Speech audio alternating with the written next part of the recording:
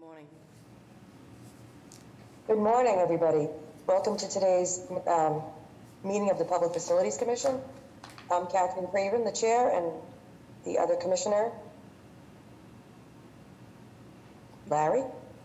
And I'll turn it over to Larry Mamoli. Larry Mamoli. Good morning. Good morning.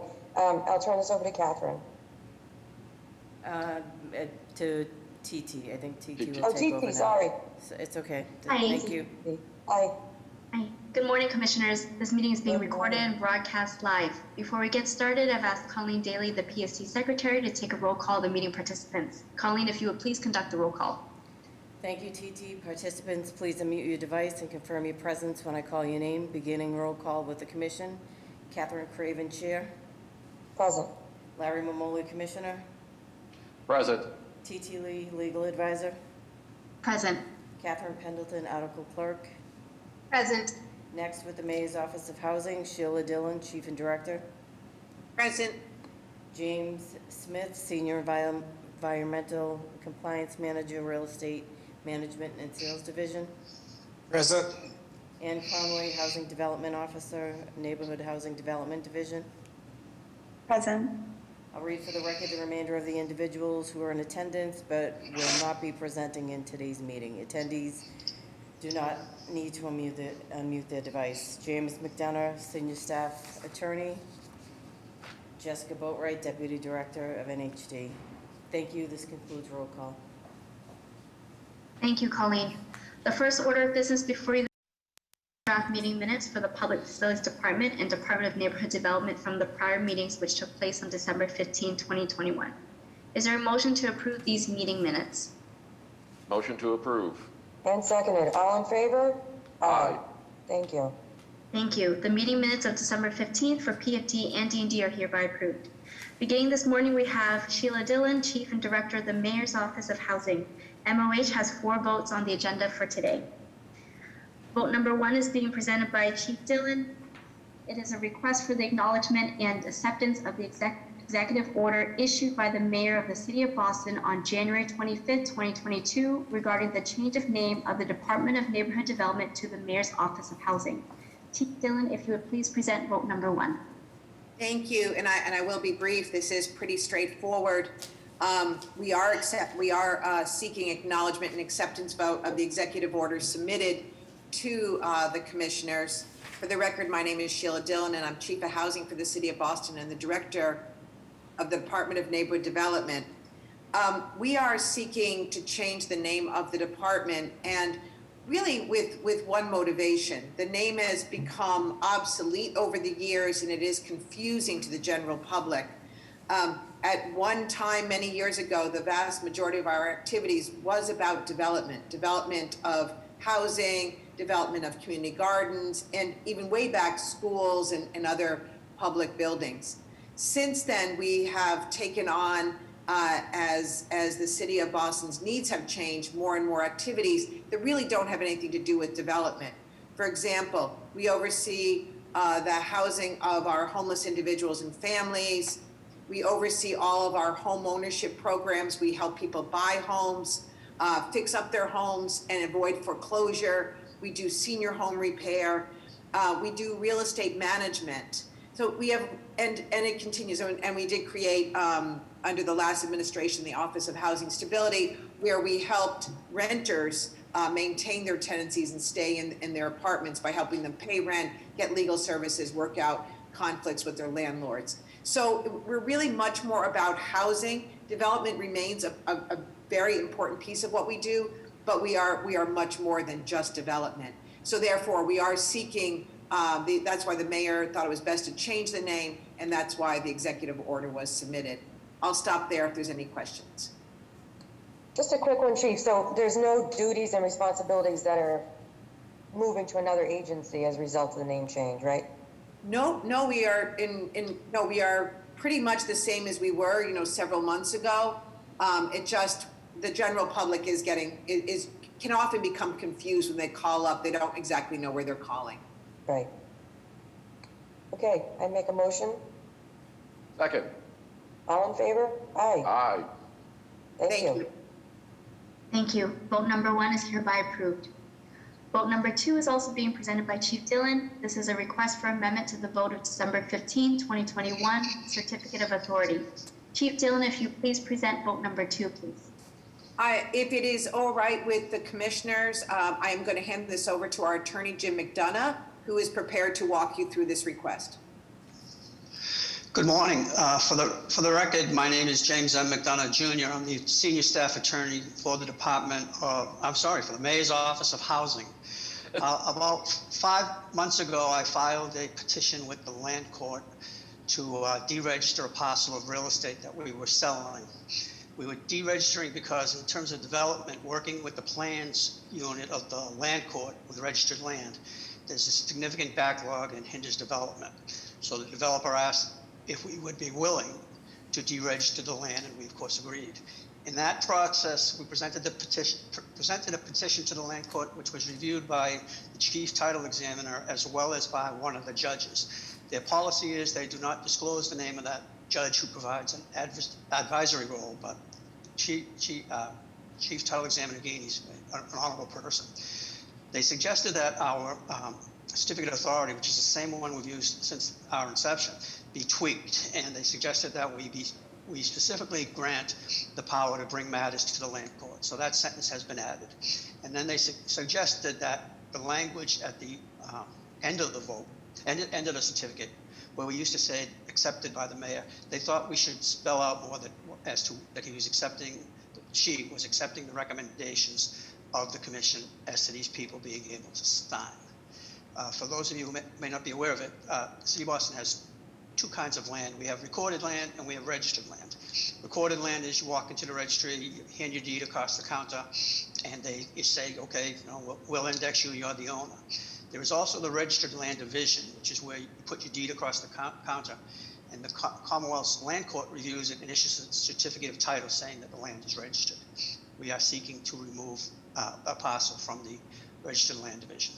And so I'm asking that you adopt these changes to the certificate of authority. Okay, any questions, Commissioner Mamoli? No questions. Motion to approve? Seconded. All in favor? Aye. Aye. Thank you. Thank you very much. Thank you. Vote number 2 is hereby approved. Vote number 3 is being presented by James Smith, Senior Environmental Compliance Manager for the Real Estate Management and Sales Division of MOH. Vote 3 is request for tentative developer designation and intent to sell to Forest Woods Condominium Trust for vacant land located at an unnumbered parcel on Forest Hill Street, Jamaica Plain, Jamaica Plain. Note for the record, the publicly posted agenda lists the parcel being located in Roxbury, but it should be read as Jamaica Plain. The purchase price is suggested at $28,000. James, if you please present vote number 3. Thank you, TT. Good morning, Commissioners. I should note I'm presenting this vote on behalf of Nerlis Linas, Project Manager for the Real Estate Management and Sales Division, who couldn't be here today. I'm here requesting PFC approval for the tentative developer designation to Forest Woods Condominium Trust for the parcel identified in the vote package in the Jamaica Plain neighborhood. D&D conducted a public process that resulted in this developer designation request and tentative designation vote. Community notification was mailed in December of 2020 and August of 2021 to inform of D&D's intent to issue an RFP for the parcel. Request for proposals was issued in August of 2021 and advertised in the State Central Register, the Boston Herald, 2 consecutive weeks, as well as the City Record. One proposal was received in response to the RFP on November 1st, 2021, and was determined to meet the eligibility criteria. The offer price is for the appraised value of $28,000 with an open space street deed restriction. The vote package includes a comprehensive memo about the project and this vote request. We also have handouts related to this vote request, which are being displayed on the screen. First is a parcel map, and the second shows a aerial view. As you can see, the parcel has no street frontage and is only accessible to a handful of abutting neighbors, including the applicant here. Forest Woods Condominium Trust has proposed to keep the parcel as is with an open space deed restriction. In summary, if PFC approves the vote request, it will result in the following public benefits: return of vacant property and MOH's inventory for almost 17 years back to productive use and the tax rolls, and generate $28,000 in initial revenues from the sale. I'm here to answer any questions you might have. Thank you, James. Any questions, Commissioner? No questions. Motion to approve. Seconded. All in favor? Aye. Thank you. Thank you. Thank you. Vote number 3 is hereby approved. Vote number 4 is being presented by Ann Conway, Housing Development Officer with the Neighborhood Housing Development Division of MOH. Vote 4 is a request for tentative developer designation and intent to sell to Norfolk Design and Construction LLC for 5 vacant land parcels located at 20, 24, and 52 Elmont Street, 143, 147 Norwell Street, Dorchester. Also noting for the record, the publicly posted agenda lists the parcel number for 143 Norwell Street incorrectly, and it should be read as 01651000. The purchase price is suggested at $500, and if you would please present vote number 4. Thank you, TT. Good morning, Commissioners. Happy New Year. I will be presenting one vote request today. I'm requesting the Public Facilities Commission's approval for the tentative developer designation of Norfolk Design and Construction LLC for the parcels identified in vote package 4 in the Dorchester section of Boston. These parcels are offered under the Mayor's Neighborhood Homes Initiative. D&D MOH conducted an extensive public process that resulted in this vote request. Community meetings were held in July of 2020 and again in March of 2021 to discuss the development of the parcels. A request for proposals was issued on October 4th of 2021 and advertised in the State Central Register and the Boston Herald. Norfolk was the sole applicant to the RFP that was due back on November 9th of 2021, and their application met all eligibility criteria.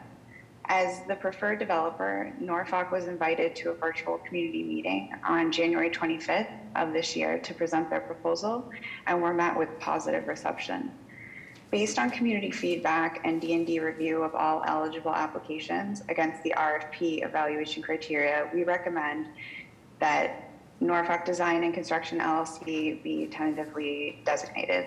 The development team has demonstrated a strong track record of development. They've outlined a competitive development budget. They've provided evidence of their ability to access financing, and they have the capacity to take on the project. They are also a certified minority business enterprise and a veteran-owned company, and they've included a detailed plan to engage local and minority contractors and subcontractors to maximize diversity through the bidding process.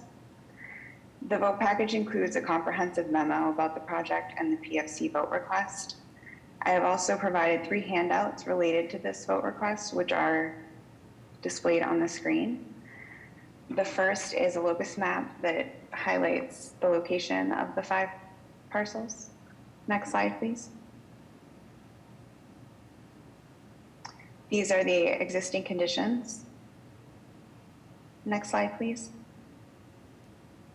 And this is a mock rendering of a townhome as well as a single family that are set to be placed on 20 and 24 Elmont Street. Thank you. In summary, if PFC approves the vote request, it will result in the following public benefits: the creation of 8 total new affordable home ownership units, which will be deed restricted and remain affordable for 50 years. The project will also revitalize 5 parcels of underutilized vacant land in the neighborhood. These parcels have also been in the city's inventory from 35 to 4 years, but mostly over 30 years. And the project is expected to create 22,628 construction hours to generate jobs among the building trades. The sale of the 5 parcels will also be expected to yield long-term financial benefits. By removing the parcels from the inventory, the city will be able to avoid future costs and liabilities associated with maintaining these properties. The city stands to save an estimated $6,000 in operational costs by passing on responsibility for property maintenance to Norfolk. In addition, by returning these properties to the tax rolls, the city can expect to recoup an additional $29,143 in annual tax revenue. I'm here to answer any questions you may have. Thank you. Thank you, Ann. Any questions, Commissioner Mamoli? No questions. Great project. Motion to approve. Seconded. All in favor? Aye. Thank you. Thank you all.